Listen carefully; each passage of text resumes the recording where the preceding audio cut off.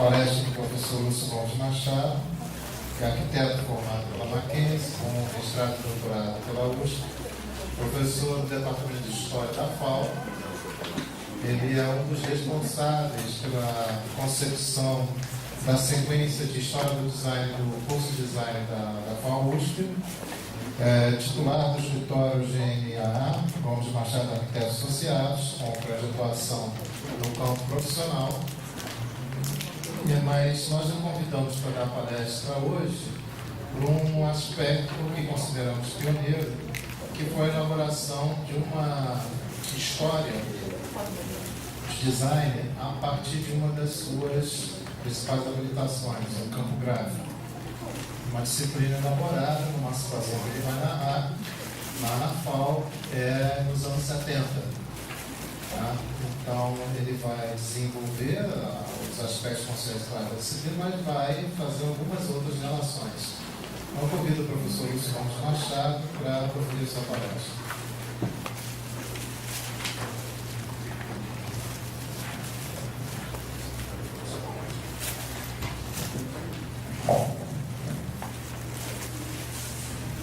Boa tarde. É uma grande satisfação aqui com vocês hoje e eu tenho que, claro, inicialmente agradecer e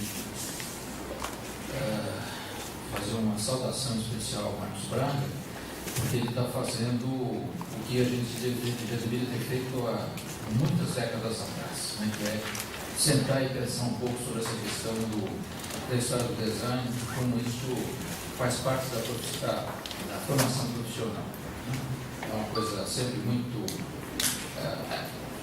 frequentemente debatida se os designers devem ter ou não história, se faz parte ou não da formação profissional, se é ilustração, se é cultura profissional, etc. E eu, particularmente, acho que é fundamental pela grande formação profissional. Como ele falou, o convite inicial era para discutir uma disciplina que chamava-se Introdução à História do Projeto Gráfico, que foi feita em 72, mas eu acho que é interessante, mesmo para aqueles que não são da faculdade, entender um pouco o contexto em que isso aconteceu. Eu vou retroceder, talvez até um pouco, em tempos anteriores ao que o Júlio Catista falou hoje aqui. Isso vai dar, talvez, esclarece algumas questões, entre elas as relações entre ensino de arquitetura e ensino de projeto, que são muito sensíveis hoje, sobretudo para os alunos de design. Vejo isso no nosso curso de design, que entram no curso pisando um pouco em ovos, achando que estão invadindo uma faculdade que é de outros e coisa parecida, quando eu acho que não é bem isso, é uma questão um pouco mais complexa, tanto para os designers quanto para os arquitetos. Então, a gente tem que lembrar sempre que a escola de arquitetura, elas inicialmente, os cursos de arquitetura inicialmente eram ou de escolas de engenharia, um anexo ao curso de engenharia civil, ou, no caso da Escola de Belas Artes do Rio de Janeiro, eram partes do curso de Belas Artes. A primeira escola que se tornou independente foi de Minas Gerais, de uma escola de engenharia. Os arquitetos de lá ficaram até muito recentemente chamados com o título de engenheiro arquiteto. E aqui em São Paulo, primeiro a escola a se destacar, a escola de engenharia foi o Mackenzie, em 47, um ano depois, 48, a FAO se destacou. Uma diferença fundamental é de que o líder do processo na escola de engenharia Mackenzie, e portanto depois da faculdade de arquitetura Mackenzie, era o Cristiano Stolper das Neves, um grande arquiteto, mas com formação e militância no neoclássico, mais que no estilo Beaux-Arts. Ele é autor para quem não sabe, ele é autor da Estação Júlio Prestes, hoje de Sala São Paulo, em 37, não é completamente deslocada do panorama internacional em relação ao ecletismo, ao estilo Beaux-Arts. Mas era um sujeito extremamente dinâmico, grande defensor da profissão, um sujeito profissional fantástico. Mas ele era absolutamente contra a arquitetura moderna. Ele achava que não só era uma questão da invasão bolchevique no Brasil, quanto era um desprestígio para os arquitetos não saberem mais desenhar as formas clássicas. E que logo qualquer pessoa com o mínimo de habilidade de desenho, sabendo régua, esquadro, compasso, seria arquiteto. E quase que acertou. Vamos deixar de lado essa questão, né? Então, a liderança do curso na Escola Politécnica era com o professor Luiz Inácio Anhanha Mello, que era uma projeção política importante em São Paulo, intelectual respeitado no campo do urbanismo, tinha sido prefeito 2 vezes em São Paulo, né? E o Villanova Artigas era assistente dele na engenharia na Politécnica.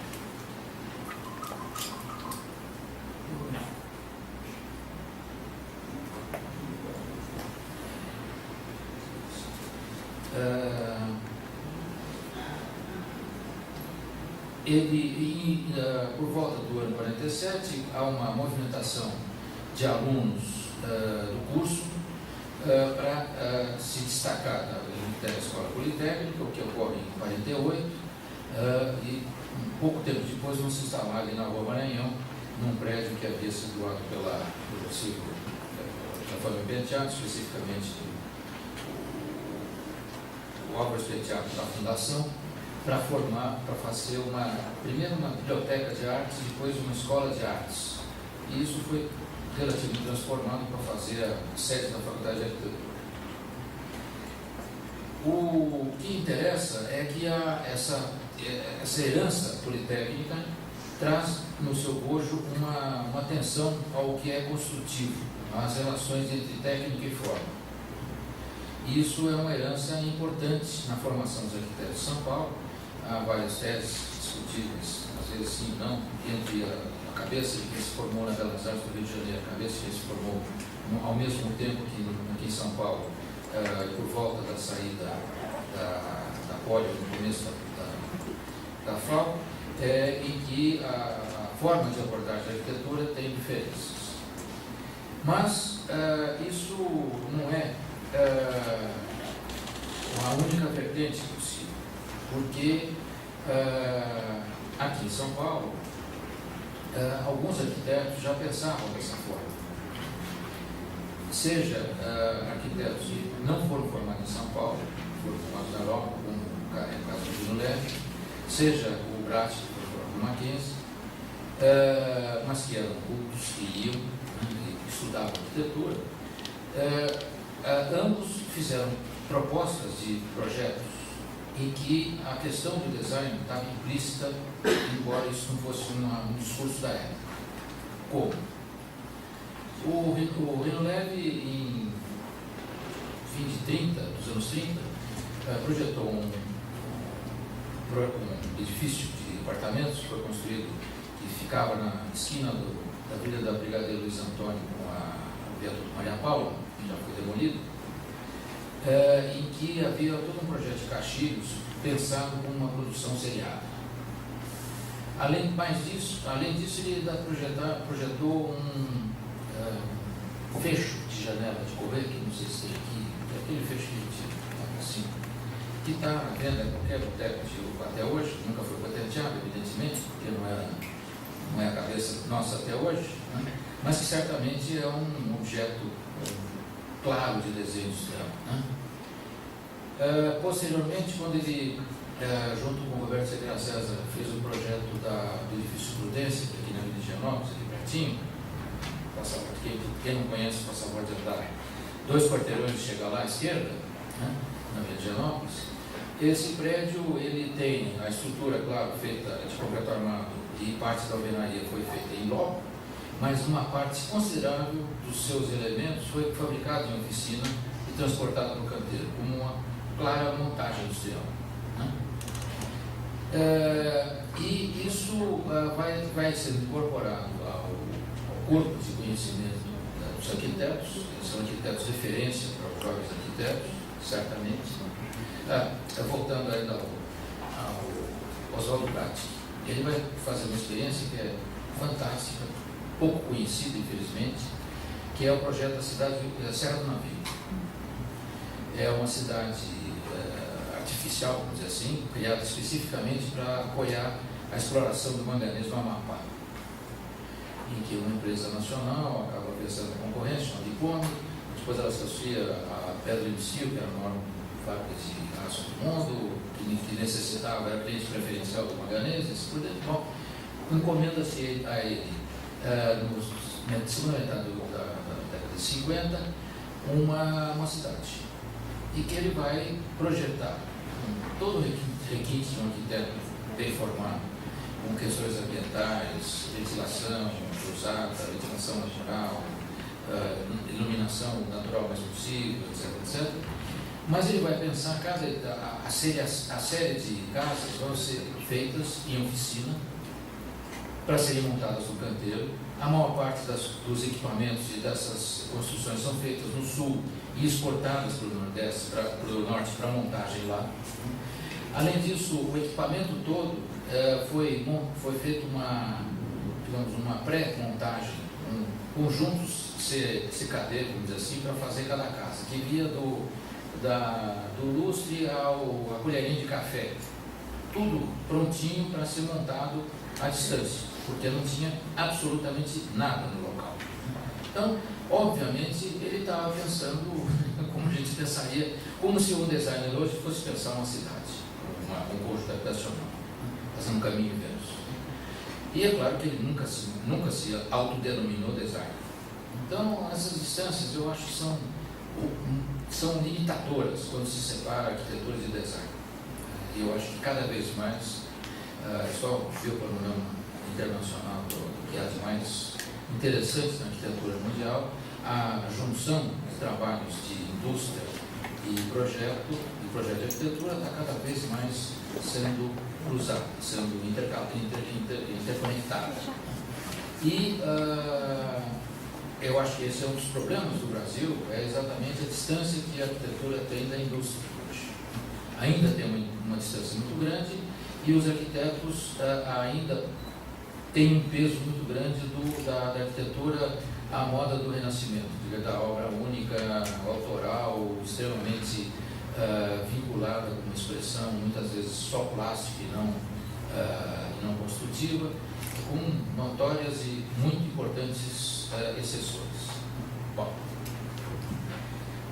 indo mais para adiante, a gente vai chegar a um momento em que a faculdade ela destacou-se da Politécnica, a sua direção era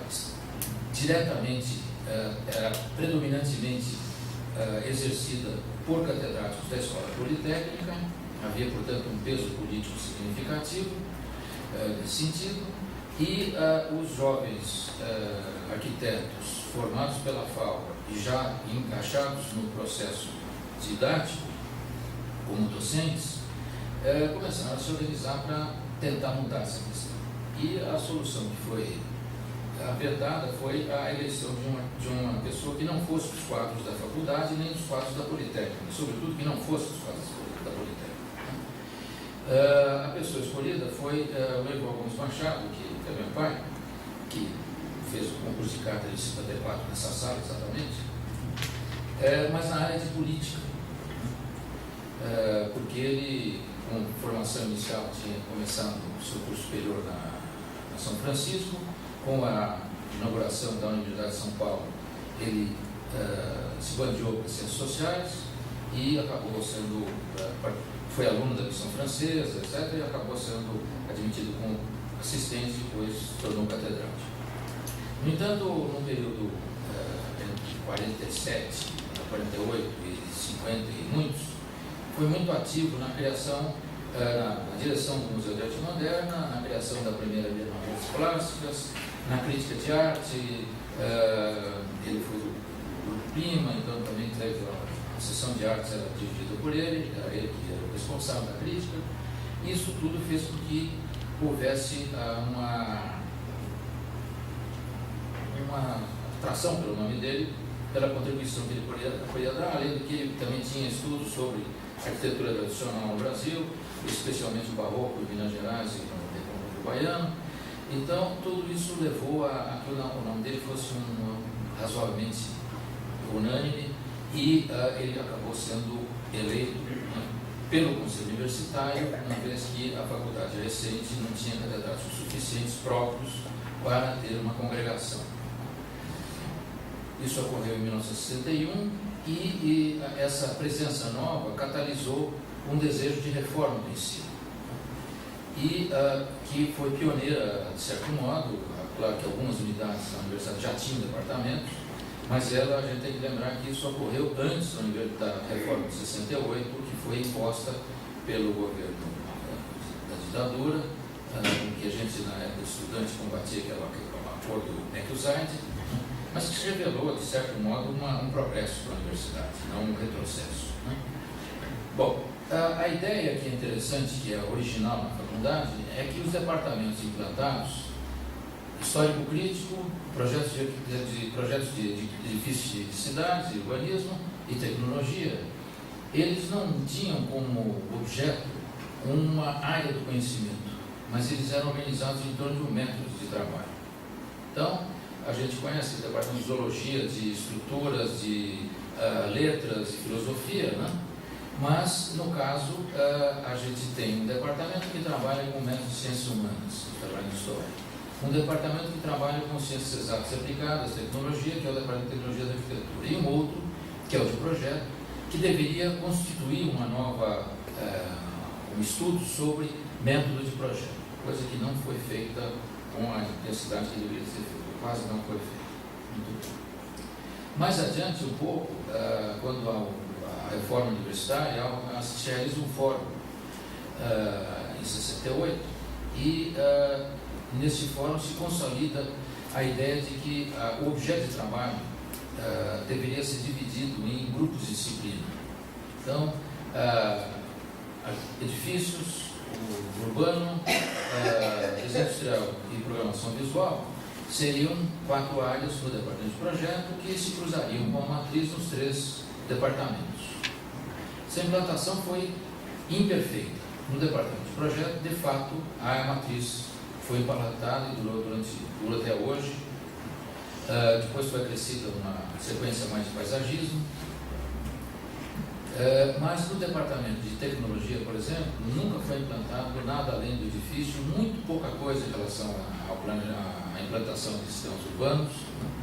E, enquanto na história, o Kaczynski já falou hoje, a questão do desenho industrial foi dirigida à história da técnica, que não deve ser confundida, ele não enfatizou isso, com o estudo das técnicas, mas é a ideia da relação do homem com o meio, com a transformação do meio natural, com os critérios que isso ocorreu, tendo, como ele falou, satélites desse conhecimento, que é a história das invenções, a história do trabalho, assim por diante, antropologia cultural, antropologia física, etc., formando uma disciplina um pouco original que foi trabalhada a duras penas por ele e pelo Rui Gama, no segundo momento, depois Kaczynski e depois o Janjão, o Torres de Andrade, depois alguns outros professores colaboraram, o Paulo César Xavier, eu, durante um bom tempo, e eu acabei ficando meio que herdeiro dessa história, até que ela foi extinta no curso de arquitetura, muito recentemente. Mas ela reviveu no curso de design, logo depois, isso é 8 anos atrás. Muito bem. A questão de programação visual ficou órfã no departamento de história, porque a ênfase foi dada para a história da arte, fundamentalmente. Era conduzida pelo Flávio Mota, com uma visão que ele tem de ser história da arte, uma visão muito interessante, peculiar, que atraía os alunos de uma maneira fantástica, mas que não contemplava a questão específica da história do design em 2 dimensões, vamos dizer assim. Muito bem. Um passo adiante, em comecinho de 70, ele, diretor da faculdade, já agora pela congregação da faculdade, o professor Nestor Goulart Reis. que tinha sido aluno do Orival, aqui nessa faculdade, era arquiteto, formado na terceira turma da Faculdade de Arquitetura. Tinha sido aluno dele numa primeira experiência que teve de 2 anos, que ele deu aula de História da Arte na FAO. Tinha relações muito próximas e possibilitou, então, o início de um diálogo muito frutífero para que houvesse aquela reforma lá para trás e que aquilo teria plantado frutos 10 anos depois. O que ele vai implantar na faculdade? Primeiro, ele vai promover a implantação da pós-graduação, que ocorre em 73. Ao mesmo tempo, a implantação de grupos de pesquisa por áreas de conhecimento e, de certo modo, tentando fazer a interconexão entre departamentos. Então, tinha grupos de transportes, de história da arquitetura, mas voltada também a vincular com o projeto e assim por diante. Além disso, ele vai imaginar que deveria ser implantado, como apoio didático, laboratórios. A palavra da época ficou por dar, não são exatamente laboratórios, são oficinas. Né? Então, ele começou reunindo as máquinas fotográficas que existiam soltas na faculdade, um laboratório de fotografia para o qual foi encarregado o Cristiano Mascara, que é ex-aluno da faculdade, na época já era um fotógrafo conhecido, mais na área de fotojornalismo do que na área de arquitetura de cidades, como ele é hoje, né? Mas era uma pessoa altamente reconhecida.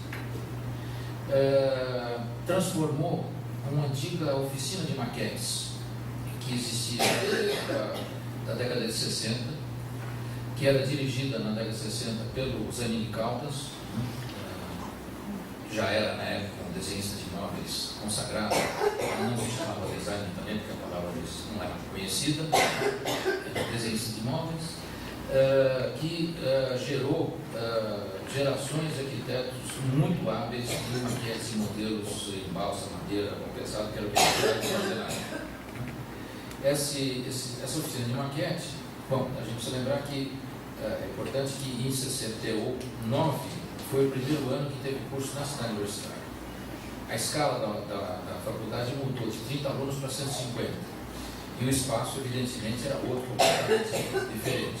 Havia, então, espaço para uma oficina de maquetes muito grande, o laboratório fotográfico foi relocado, de certo modo, depois foi relocado numa área subterrânea, mas foi descoberta, e assim por diante. E a gráfica, na época, era uma multilite, era um mimeógrafo, aliás, uma multilite e uma copiadora heliográfica só. Né? Que era, tinha, e mais coisa que a gente achou depois no porão da faculdade, alguns recursos muito rudimentares para fazer pequenas edições de offset multilite, né? Máquina tamanho ofício, precária, que tinha sido comprada pelo Fernando Lemos, um artista gráfico renomado, que foi contratado para fazer as publicações da faculdade quando da reforma da universidade, a reforma de 62, que essa reforma vai implicar que haja textos originais da faculdade, não há meio editorial para isso, precisam ser refeitos, precisam ser editadas, conhecidas. Essa mesma ideia presidiu a organização do laboratório de programação gráfica, que ficou conhecido depois. Já volto para ele. Foi na questão da maquete, quem foi encarregado de remontá-la maior era alguém que já tinha sucedido o Zanini Caldas, que é um artista acadêmico, Caetano Fracaroli, que tinha como visão muito o arquiteto fazendo maquetes para estudos de forma, ele era um escultor. Felizmente, ingressou nesse laboratório um cidadão chamado Eli Águia, que é pouquíssimo lembrado, mas a gente faz questão de deixar registrado depois por escrito, eu vou te entregar depois, porque o Mauro Platão, lá no fundo, foi aluno dele, foi aprendiz dele. Esse cidadão era um técnico de modelagem altissimamente qualificado, que dominava do gesso a fibra das resinas. Então, e marcenaria. E tinha alguns marceneiros muito bons também na faculdade. Isso permitiu que as disciplinas de história, de projetos de design, pudessem fazer protótipos de alta qualidade. E uma das disciplinas que era tradicional, que era desenvolvida pelo Perrone, Rafael Perrone, propunha, não sei se ainda propõe, fazer uma cadeira no projeto de aula, de um semestre. Então, 150 protótipos de cadeira eram feitos todo ano, em escala 1 para 2, mas eram feitos com encaixe, com produção, muito bem feitas, né? Quando o aluno queria, que ninguém lá bolso, né? Ao mesmo tempo, ele fazendo moldagens de gesso, moldagens de resina, foram feitas as coisas mais incríveis. Até um protótipo de um automóvel foi feito na oficina, no trabalho de conclusão de curso. Era um doido que tinha lá, que fez realmente em 6 meses um projeto muito bem feito. Sem contar o famoso Aruanda lá atrás, do Ari Rocha, que também, de certo modo, foi feito dentro da faculdade, mais ou menos, né? Bom, então, voltando para o laboratório de programação gráfica. Então, em 74, o Nestor me chamou para organizar esse laboratório. Como eu falei, não tinha nada no fim das contas, né? Então, houve uma coincidência feliz nessa época, que foi a inauguração em São Paulo da Escola de Artes Gráficas do Senai, na Teodoro de Anibes, que na época ela foi subsidiada pelo governo italiano, não exatamente pelo governo, mas pelo colegiado de industriais gráficos italianos, de máquinas gráficas italianas, com o intuito de fazer uma base de conhecimento suficiente para poder importar máquinas de alto rendimento. Vieram 5 professores de nível universitário aplicados à arte gráfica, um de tipografia, fantástico, um de fotomecânica, um de rotogravura, um de gestão, e houve uma sintonia muito grande entre a faculdade e esse pessoal, o que nos proporcionou contratar 3 recém-formados desse curso como técnicos do laboratório. Então a gente conseguiu formar na época um laboratório e uma faculdade pequenininho, com o que tinha de mais moderno em tecnologia gráfica no Brasil. Era um pulo significativo. Essa faculdade formou gerações de técnicos importantíssimos em São Paulo, e hoje ela é uma faculdade de nível superior de produção gráfica, de indústria gráfica. Até então, havia algumas gráficas importantes na década de 70, a Ipiranga, a Abril, no início, o Estado de São Paulo, e algumas gráficas de menor porte para aplicações de publicidade, que requeriam produtos muito bem acabados. Mas a imensa maioria era um nível muito pobre, muita coisa. Eu sou absolutamente autodidata em design gráfico. E fiz muita alguma coisa, e a razão pela qual fui chamado para fazer esse trabalho, na produção de livros, era uma coisa paupérrima de recursos, porque o livro era muito caro nessa época para o meio, e a gente fazia livros para predominantemente ensaios universitários, a editora Perspectiva, por exemplo. Então, o pensamento todo ia para fazer uma gráfica que tivesse uma aparência com um certo requinte, mas que fosse absolutamente pobre. E foi um pouco nesse espírito que a gente organizou o laboratório, ainda que agora contando com a possibilidade de alcance de recursos mais elaborados. Então, foi adquirido uma fotocomponedora, que era uma das 4 que existia em São Paulo, não tinha outra. Quando quebrava, vamos correndo pedir socorro para poder processar lá na FAO.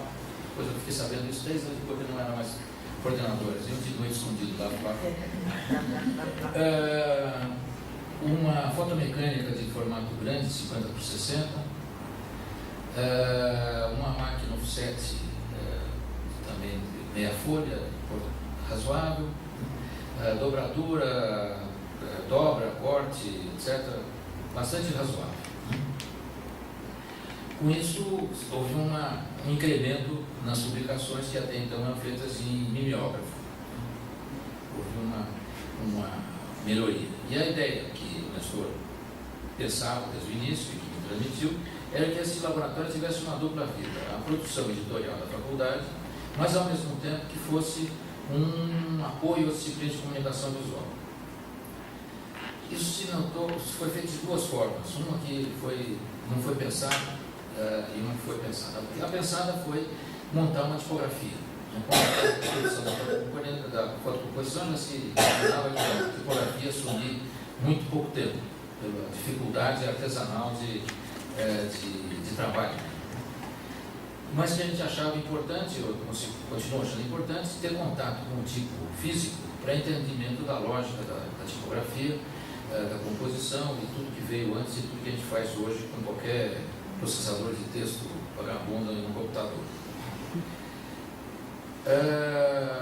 Isso foi feito com aquisição de fontes. A gente ainda conseguiu importar uma coleção completa Univers, uma coleção completa de Odônia, uma coleção completa de Times Roman, e ao mesmo tempo nós recolhemos na universidade fontes e uma máquina Minerva de sessões gráficas que estavam sendo desativadas na universidade. Então o que tem lá hoje ainda é mais ou menos isso.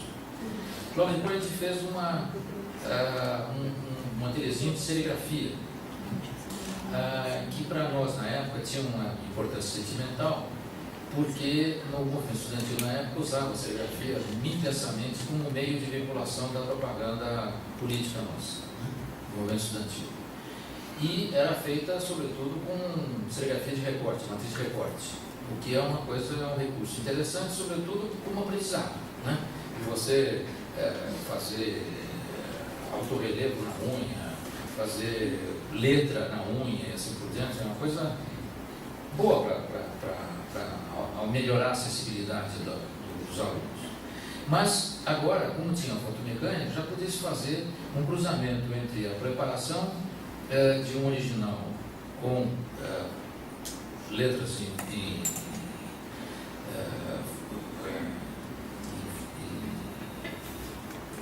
processadas por computador, imagens processadas na fotomecânica e sensibilização de serigrafia por processo de luz, né?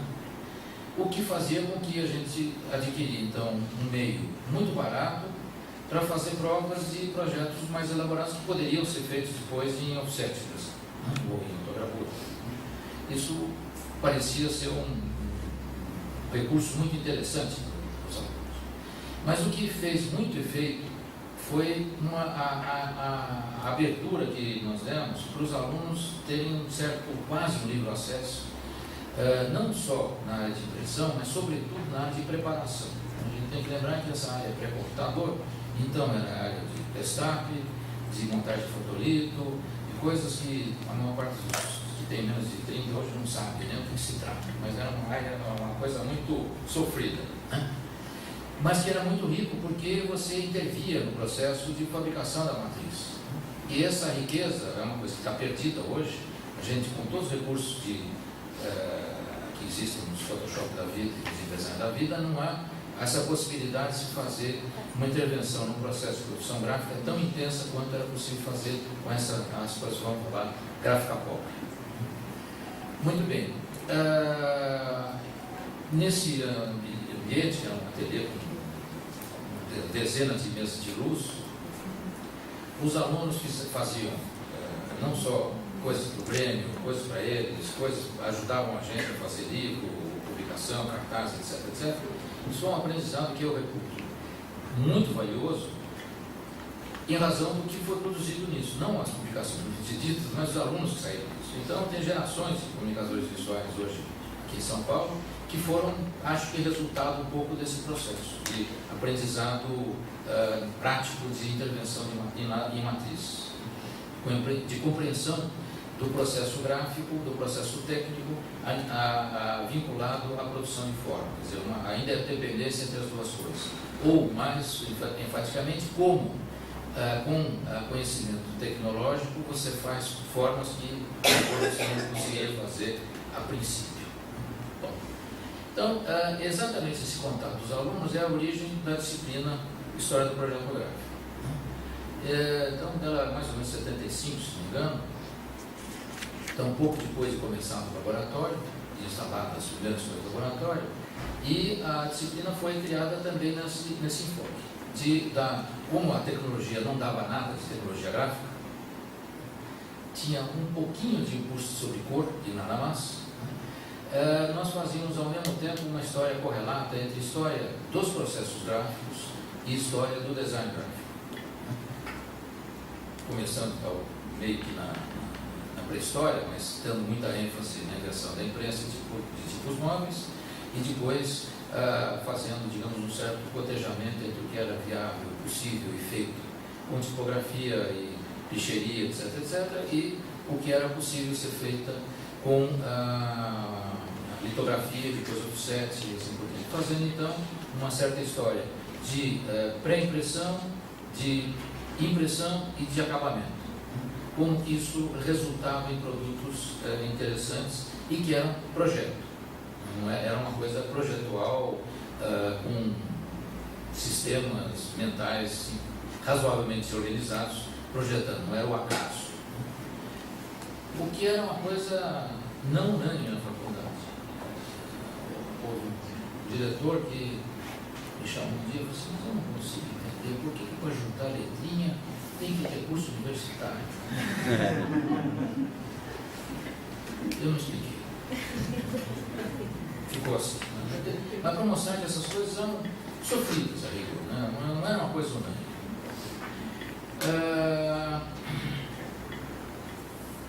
Essa disciplina, então, como o Catecismo falou aqui, ela era optativa, não era do curso, não era parte do corpo das obrigatórias, tinha uma procura razoável, muita gente ia fazer a FAO não porque queria fazer edifício, não porque queria ser artista, plástico, ou músico, em vários notórios, ou comunicador visual, porque era uma coisa que estava na moda na época. Era o início das grandes identidades visuais, etc., uma coisa que estava muito viva. E o trabalho que foi feito, que infelizmente foi perdido, foi o levantamento do que existia de produção gráfica, de visual gráfica na época. O trabalho prático dos alunos era fazer relatórios sobre um artista gráfico. Esse material foi, numa certa altura, dado para a biblioteca, mas como era um monte de papel velho impresso, um certo dia eu fui lá procurar, tinha sido jogado fora. Sinto muito. A burrice é uma coisa bem distribuída no mundo, e independe de classes sociais e geografia. E às vezes tem esses problemas de biblioteca, porque a bibliotecária não sabe sobre o que ela está trabalhando e acha que aquilo é uma bobagem quando não é. Era realmente um monte de papel impresso velho. Sinto muito. Bom, isso durou durante um certo tempo. Depois eu saí desse contrato. Tinha 2 contratos, um como professor e um como técnico por CLT para fazer essa questão operacional na gráfica. Eu mantive o contrato como professor, mas saí, fui para outra organização, também para cuidar de coisas editoriais. Paralelamente eu tinha a minha vida de arquiteto de edifícios, menor. Naquela época era mais comunicação visual, hoje é o inverso. E depois desse período, no laboratório foram 3 pessoas importantes: o Roman Bortocel, que já morreu, infelizmente morreu muito monstro. Depois a Márcia Signorini, que hoje é uma técnica gráfica altíssimamente qualificada, né? Ela foi meio que dessa época participar das produções e meio que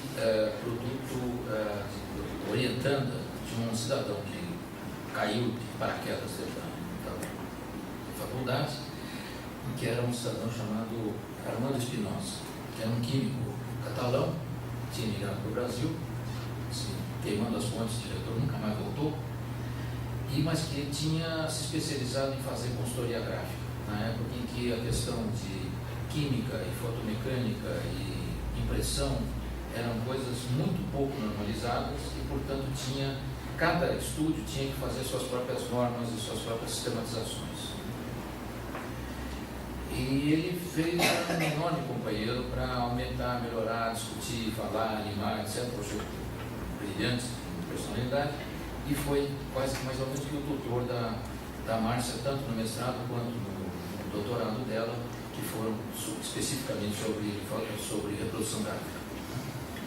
Ela desenvolveu esse aspecto, mas tudo muda, né? E a microcomputação chegou, etc., e tudo mudou totalmente. Então, hoje o que tem lá não tem nada a ver com o que tinha anteriormente, a não ser a parte de impressão, que mais ou menos não tem grandes alterações e nunca foi desenvolvido a ponto de ter impressão de larga escala, 4 cores, assim por diante. 4 cores quer dizer 4 entradas de máquina. Então, nesse ponto de vista, essa disciplina foi realmente meio pioneira no caso. A emenda dela era essa ideia de fazer esse caminho paralelo, técnica e produto, e produção, produto e design, e cotejando as possibilidades de meio técnico com produto final em várias épocas. Bom, há 8, 9 anos atrás, a gente fica sabendo que havia um curso de design sendo organizado na universidade, sobre o qual ninguém na faculdade sabia. Aí, lá, o Sarcotico total lá, e o Alessandro Ventura retomou os laços disso na reitoria, organizou uma série de reuniões para ver o que estava acontecendo, viu que era um caminho muito equivocado. A ideia de fazer um curso interdepartamental sem vínculo a nenhuma unidade, como é o curso de mecatrônica, me parece, o curso de ciências moleculares, que são um problema na universidade, porque os alunos não têm vínculo com lugar nenhum, eles ficam boiando, ficam em nuvem, vai usar a palavra do dia. E a gente achava que até por uma questão histórica a FAO deveria ser a sede desse curso, óbvio, e conseguiram fazer com que isso fosse feito, mas que mantivesse um caráter interdepartamental, como a própria FAO já tem. Lá são 3 departamentos internos e tem mais o Instituto de Matemática e Estatística e o Departamento de Engenharia Civil da Poli, que dão aulas na faculdade, ou para os alunos da faculdade. Da mesma forma, esse curso deveria ter contribuições outras. Então, a gente, desde o início, trouxe a engenharia de produção da Poli para a organização do curso, desde o primeiro momento, com uma certa dificuldade. Havia alguns professores muito entusiasmados com a questão, que conheciam o problema, mas durante 4 sessões, teve um professor, que era chefe do departamento na época, que olhava, não falava não. No fim de 4 sessões, ele falou: eu acho que entendi o que vocês estão falando. Vocês vão fazer um curso para desenhar a máquina, não é por isso que chama desenho industrial. Quer dizer, inacreditável, né? Que no departamento de produção da Poli tivesse gente que nunca tinha ouvido falar em design. Infelizmente, isso foi ultrapassado, veio gente muito qualificada que eu acho que contribuiu muito para o curso. E a gente, desde o início, houve essa ideia de fazer com que, a minha contribuição foi de fazer com que as disciplinas de história fossem predominantemente voltadas a ser parte da formação profissional, pelo viés da história. Então, houve a implantação de uma disciplina de história da técnica com esse viés. Claro que agora mais voltado para a questão do design, mais voltado para problemas de indústria e assim por diante, mas também discutindo questões gerais do que era técnica e, sobretudo, discutindo a posição do designer dentro da sua profissão e dentro do meio de produção intelectual e industrial simultaneamente. Como que ele se situa, como é que isso ocorreu ao longo do tempo, como é que ocorre hoje. Não é uma coisa muito facilmente transmitível, nem muito facilmente compreensível.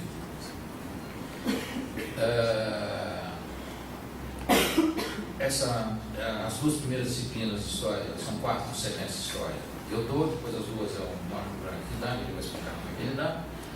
Mas elas todas acabam sendo, como a história da técnica, depois 2 semestres seguintes, mais ou menos era feita uma uma sequência de conhecimentos interrelacionados. Era porque eu estou me aposentando, então já não vou mais dar aula assim. Não sei como é que vai ficar. Certamente vai ficar melhor. Não, tem que acreditar que vai ficar melhor, senão não tem graça. Agora, a dificuldade maior, me parece, a colega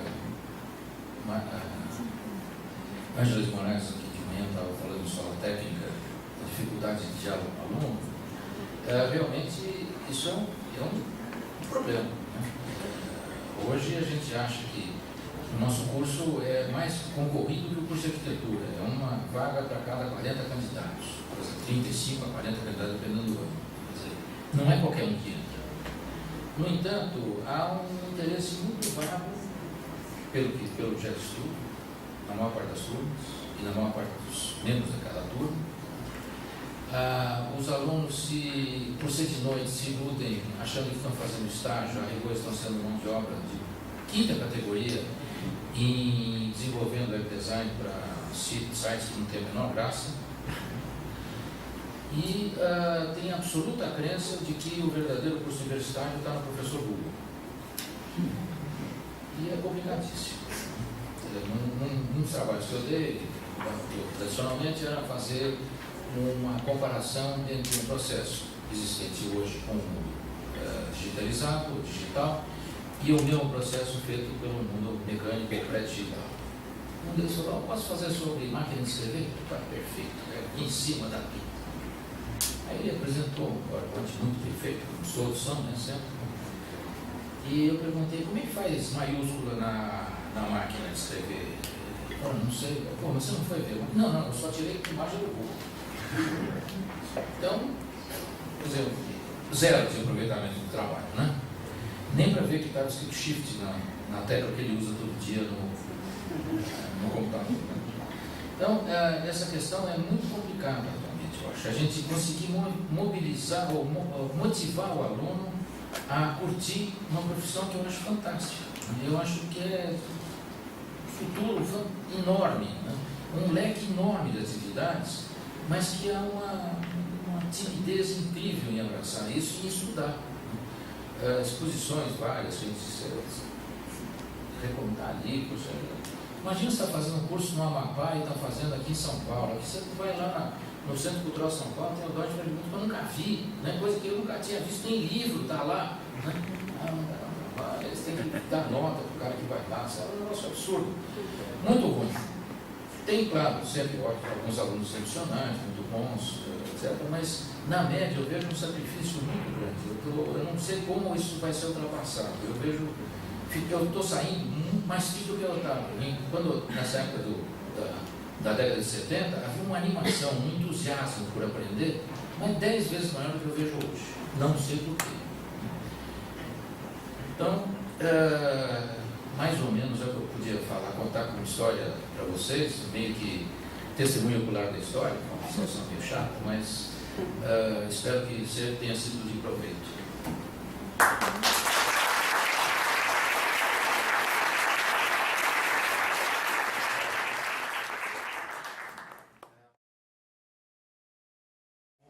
Então, passo a palavra para a plateia. João. Lúcio, eu queria pegar essa última coisa que você falou aí sobre motivar o aluno e te fazer uma pergunta, mas fazer um comentário primeiro. Eu tenho a impressão que as pessoas que vão estudar design são estudantes de arte, não mais nada. Né? São potencialmente estudantes de arte. Então, quando você fala dessa dificuldade, você atribui isso simplesmente ao estado geral das coisas, internet, superficialidade de links e o diabo a quatro, ou se poderia atribuir a uma compreensão equivocada do que seja o universo do design? Explico. Recentemente eu tive num lugar, enfim, eu não vou dizer qual é, e a jovem que me levava, fui dar uma palestra, enfim, e a jovem que me levava para o aeroporto dizia assim: nós vamos terminar o nosso evento com uma ação social fantástica, nós vamos levar design para um asilo de velhos. Nós vamos fazer um grafite na parede.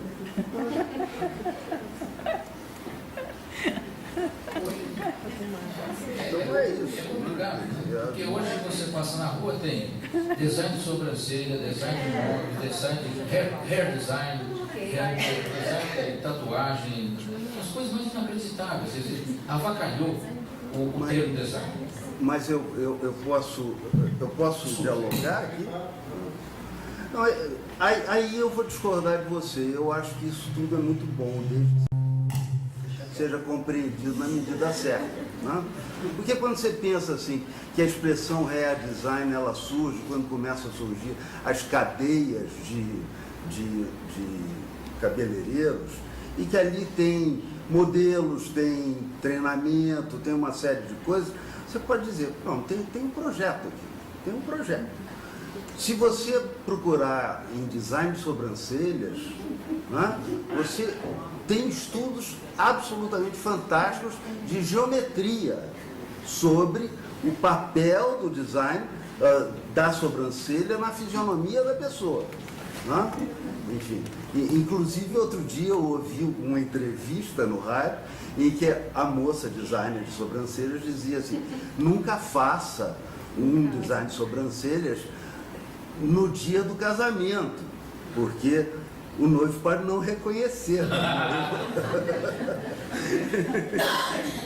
Enfim, eu acho que a ampliação do campo, né, enfim, é algo que não tem merecido a atenção adequada sob o ponto de vista da história do design. O livro do Tombini, aquele O Design do Século, no final do livro está lá, Make-up Design. E aí?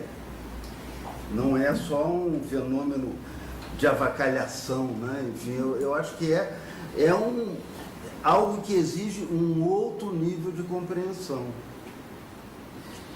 Bom, eu acho que você viu o copo cheio, eu vi o copo vazio. Meio cheio, meio vazio. Tudo bem, nós estamos de acordo.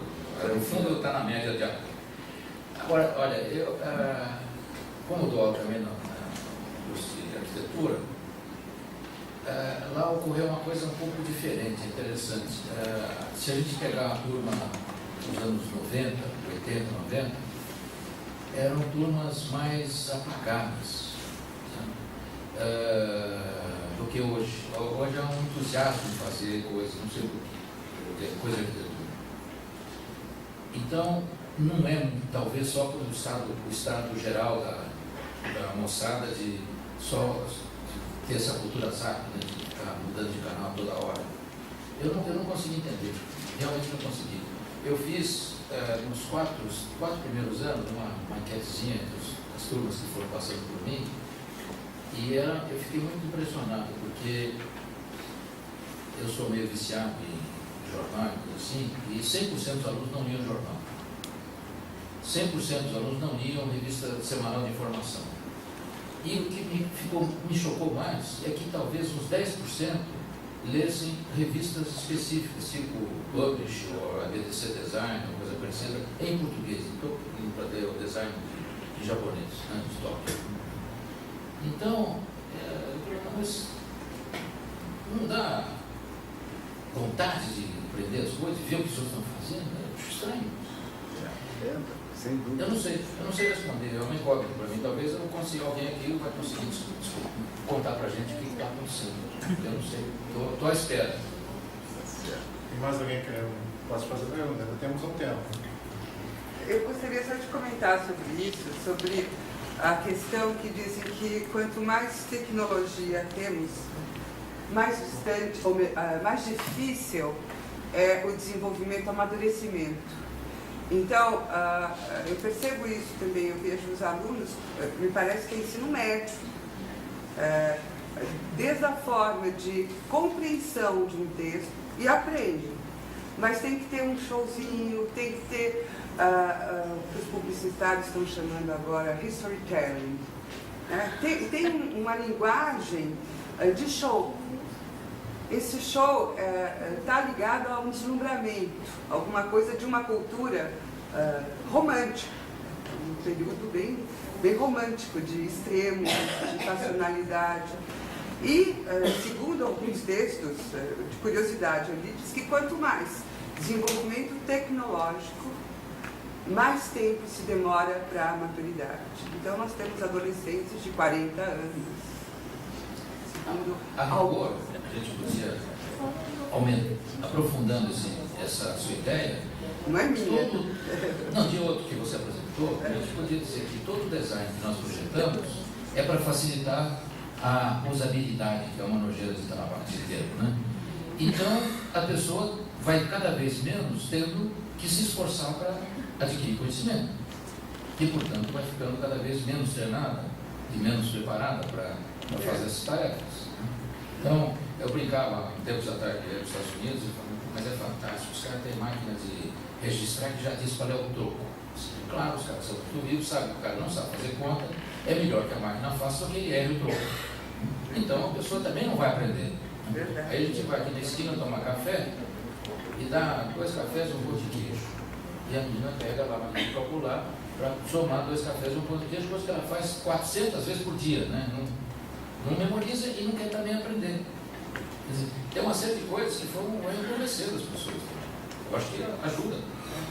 É o medo do erro também. Né? Esse exemplo que você deu até de somar aquela máquina é um medo do erro. E existe pelas facilidades que existem, comodidade, né? Uma sociedade mais... Mas ela acha que ela está trabalhando com tecnologia porque ela está com a máquina de calcular. E ela podia ter uma tabelinha, né? Um café, mais um pão de queijo X, 2 cafés, mais um pão de queijo. Podia também dar uma tabelinha grudada. Mas isso é uma coisa menor. Estereótipo de conduta também, dentro da tecnologia, do modernismo. Do que é moderno, melhor dizendo. Bom, gente, eu vou ter que interromper por causa do horário. A gente tem que manter o horário, porque nós temos mesa redonda. Vai ter muito tempo para debate ainda. Tá? Então, agradeço a palestra do professor Lúcio.